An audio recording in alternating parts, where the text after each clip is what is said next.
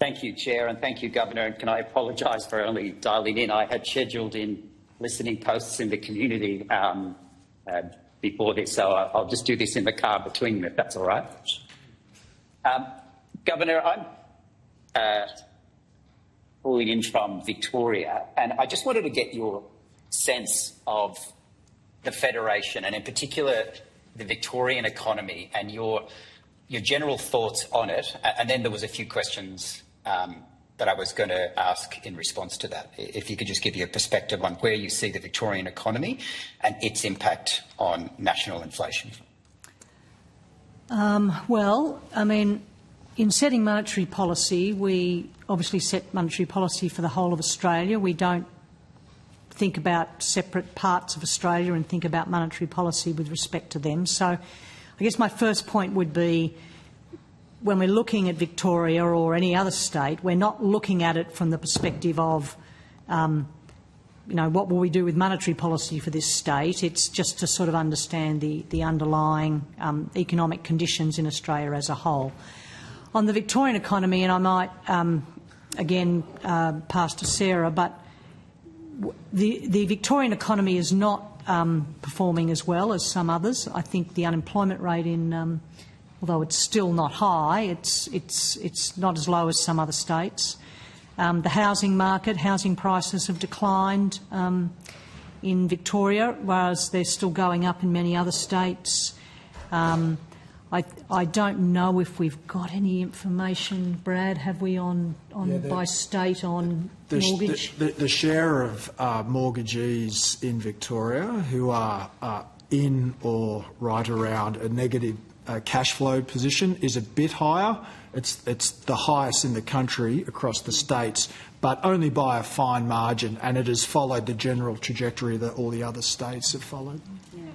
Just to talk a bit more to the economy, it is true, the Governor's absolutely right that relative to other states, Victoria's looks a little bit soft in terms of growth momentum, a bit soft in terms of the labour market outcome, so slightly higher unemployment rate than other parts of the country.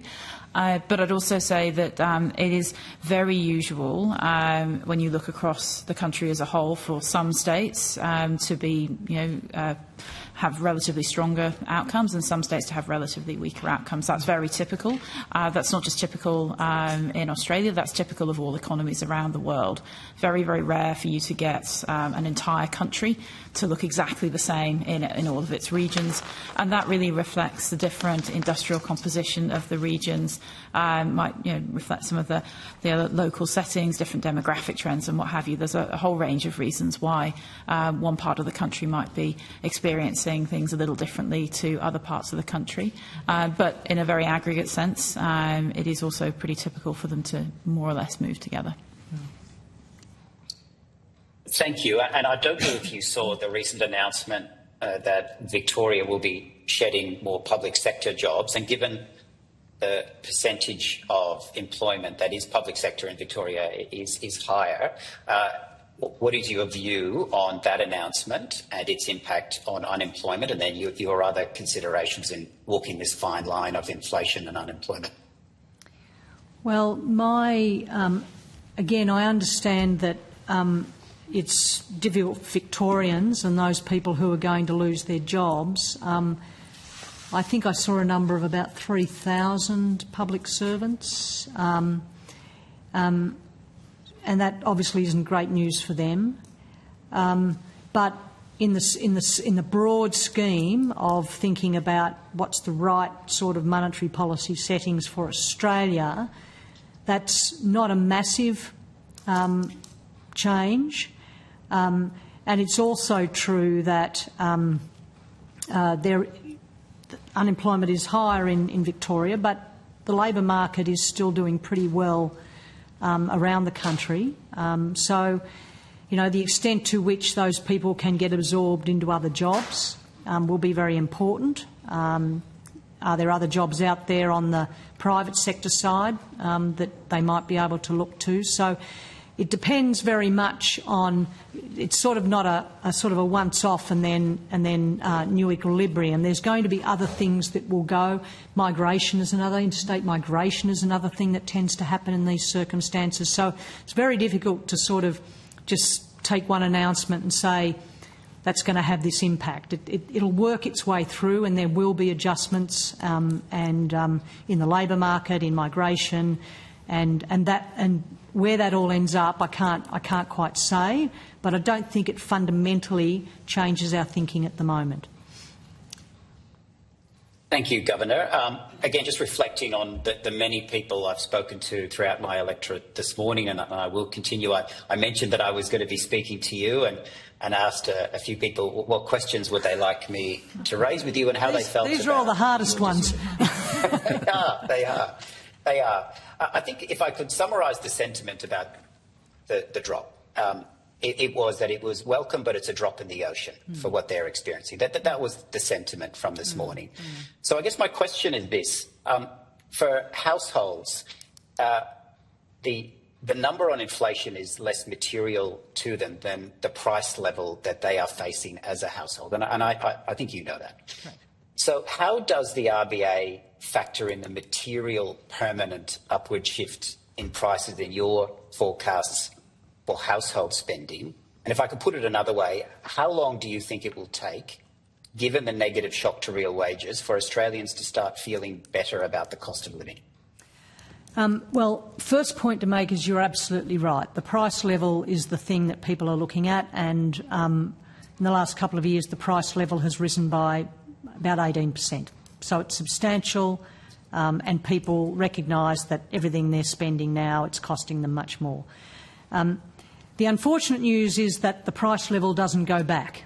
We can get inflation down to stop it increasing quite so quickly in the future, but the price level isn't going back to where people remember it being a few years ago. And that's, I think, hard for people to understand, and it makes it difficult.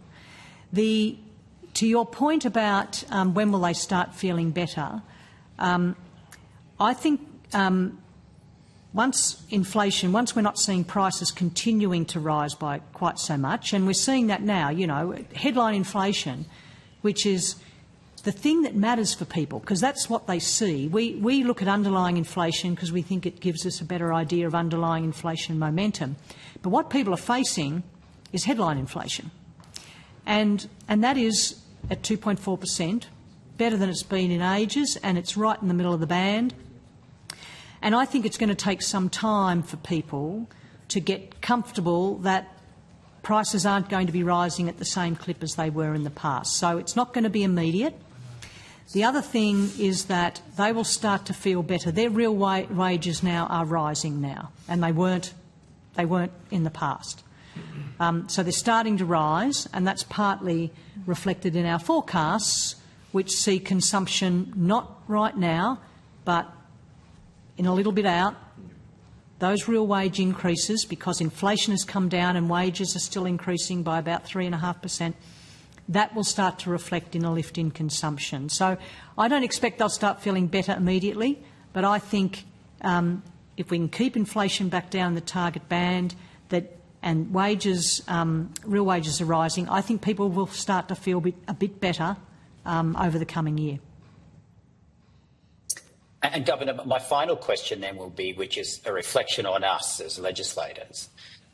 If prices aren't coming back, and if real wage increases, are a difficult challenge for us, is the goal for us is to try and improve Australia's productivity again. That's the pathway back for families to feel better. That's our number one challenge. The number one challenge, I think, you're right. The only way that we can have sustainable increases in living standards is if we get increases in productivity. You're absolutely right. So that's sort of where government has to play a role.